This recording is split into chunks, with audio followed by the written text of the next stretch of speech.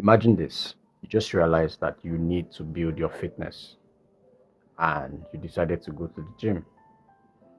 And on getting there, you discover that there are different types of weights for different levels of exercise. But just because you wanted a quick result, you left the little weights and you went straight to the big ones. You realized that you didn't have the capacity to carry any of them.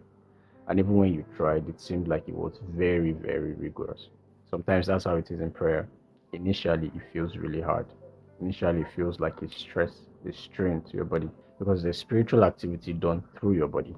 And because it doesn't feel nice, your body will try to fight it. But just like every gym instructor will tell you, start with the little ones and build up. That is the same way it is in prayer. When you get to the gym, if it's your first time, you don't expect to start lifting 75 kg just at a go, except you have the physical capacity to do that. But you will be advised to start with 10 kg and build with 10 kg consistently, then graduate to 20 kg and so on and so forth. And at the point where it seems like you've built enough capacity, you will now discover that you will be able to lift 70 kg effortlessly.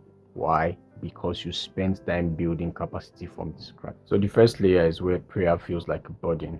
That's where you're going to try to strive and stay, but your body is going to try to push back. Your body is going to try to fight it, and your body is going to try to tell you to do something that is more convenient.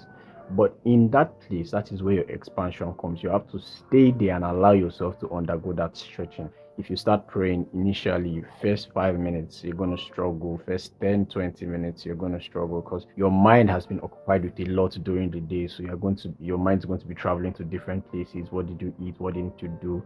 What are you meant to do next week? What are you planning to do in the future? And it just seems like everything is distracting around you. In that moment, remain there. Do not leave that place. As you're stretching and you're building capacity, that's when you now graduate over time from it being a burden to it being a discipline.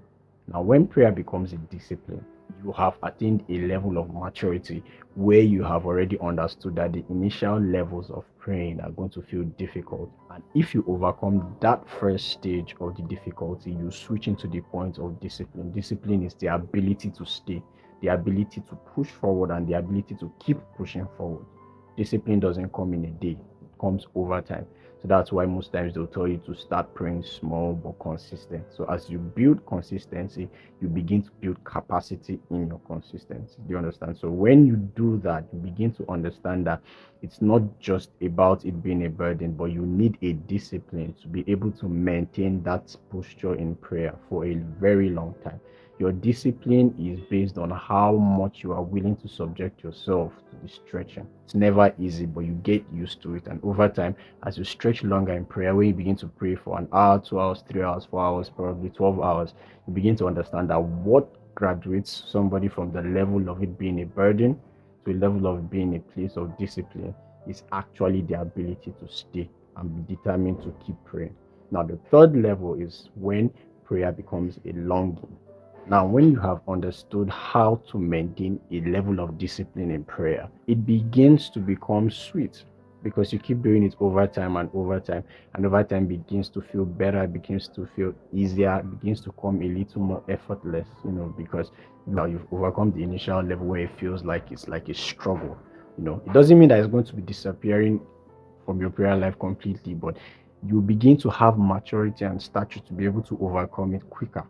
Now, for those who may be asking that, okay, fine, I want to start praying, but what if I have a very busy work or school schedule and it seems like it's a little difficult to balance or to maintain my prayer life? I think you should look out for this video because in this video, I'm going to be explaining exactly what you need to do to be able to balance your work, your school life with your prayer life, and you'll be able to do it effectively and effortlessly.